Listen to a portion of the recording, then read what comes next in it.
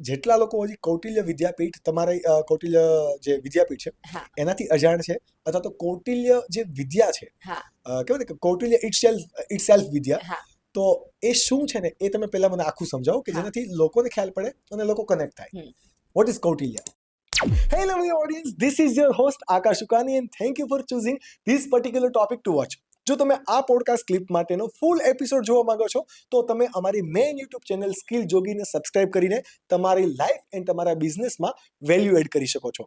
આવી અવનવી podcast clip every Monday, Wednesday and Friday જોવા માટે જો તમે કદાચ આ અમારી યુટ્યુબ ચેનલ સ્કિલ જોગી ક્લિપ પર નવા છો તો પ્લીઝ અમને સબસ્ક્રાઇબ કરો અને નોટિફિકેશન માટે બેલ આઇકન પ્રેસ કરો. અને જો તમે ઓલરેડી આ બેલ આઇકન પ્રેસ કરીને સબસ્ક્રાઇબ કરી દીધું છે then enjoy the video. Kautilya વિદ્યાપીઠનો જન્મ જ તે બાળકો માટે થયો એવું હું કહી શકું. કેમ કે જ્યારે અમે ફૂટપાથ પર બાળકોને ભણાવતા હતા ત્યારે અમે જે ફાઇનાન્શિયલ સ્ટ્રગલ કરતા હતા ત્યારે આજથી 7 વર્ષ પહેલા એવું નક્કી કર્યું હતું કે 2 વ્યવસ્થા બનશે. એક વ્યવસ્થા એ સમાજ પાસે કે જ્યાં એ લોકો વિત્ત આપી શકે અને એ વિત્તથી કૌટિલ્યની વ્યવસ્થા ચાલે, ત્યાં આવતા દીદી આચાર્યના ગુરુદક્ષિણા આપી શકાય અને ત્યારબાદ જે હિસ્સો વધે છે એ ફૂટપાથ પર અમે જે બાળકોને, એટલે અમારો તો આજથી 9 વર્ષ પહેલા જ્યારે શરૂ કર્યું ત્યારનો ગોલ છે કે ભારતમાં ફૂટપાથ જ ના હોવા જોઈએ. તો એના માટે આ અભિયાન ચાલુ થયું અને એમાં કૌટિલ્યનો જન્મ થયો. જન્મ તો 7 વર્ષ પહેલા થઈ ગયો કૌટિલ્યનો અને એમ કહેવાય ને કે હવે ઈ થોડુંક મોટું બાળક થયું છે ને આજે ત્રીજા વર્ષમાં પ્રવેશ્યું એમ અમે કહી શકીએ અમારું બાળક.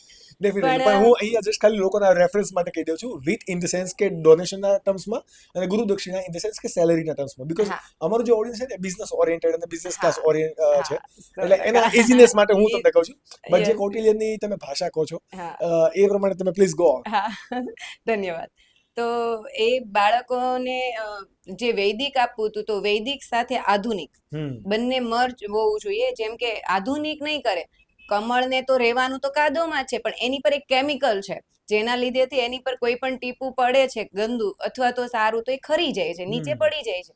તો સેમ વસ્તુ અમે અમારા બાળકમાં અત્યારે આપીએ છીએ.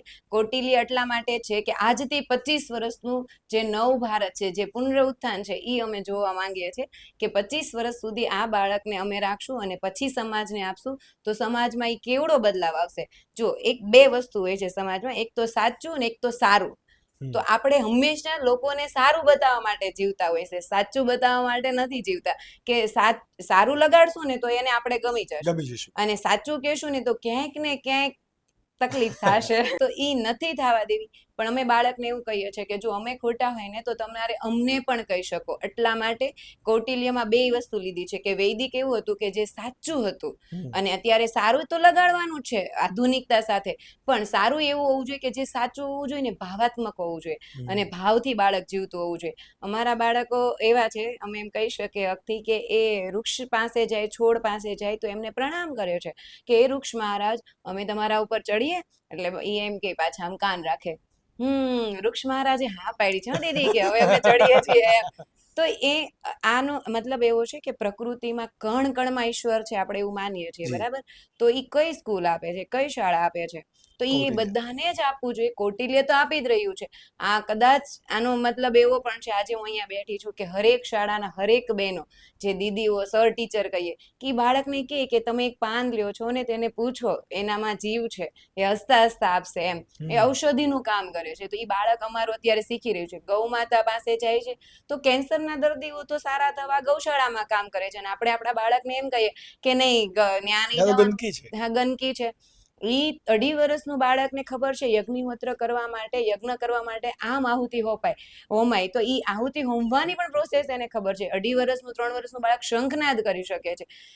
આપણો વેદ એવું કહે છે કે શંખ હોય ને એ નાનું બાળક હોય જે ઘરમાંથી બહાર નીકળતું થયું હોય તો એના બંને ગાલે આવી રીતના 2 મિનિટ લગાવવાનું અને પછી બાળકને બહાર મોકલવાનું. તો એનામાં એટલી ઉર્જા આવી જાય કે એને ખબર પડે કે આ સારો સંગાત છે, સારો સંગાત નથી, એટલી ઉર્જા છે.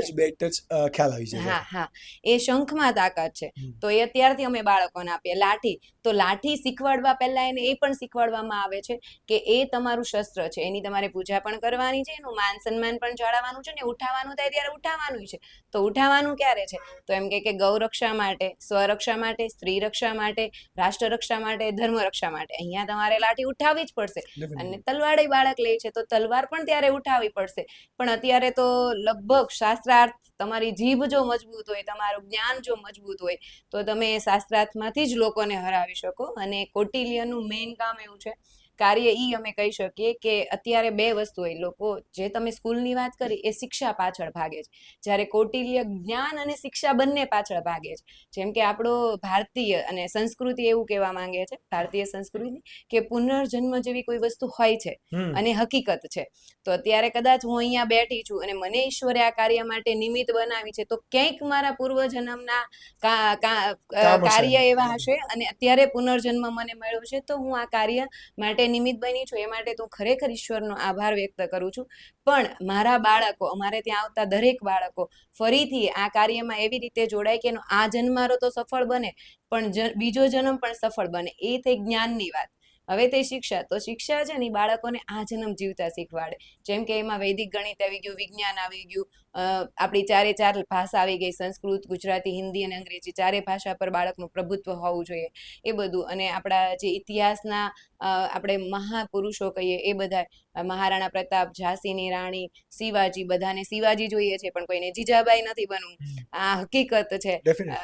કેમ કે જીજાબાઈ તે ડુંગરો એમ નામ નહોતું કે ધણ ધણ ડુંગરો ધડે ને શિવાજી આવ્યા ને, એ ડુંગરા ઉપર ઈ માતા એકલી હતી, એના પતિ ક્યાં એમની સાથે હતા.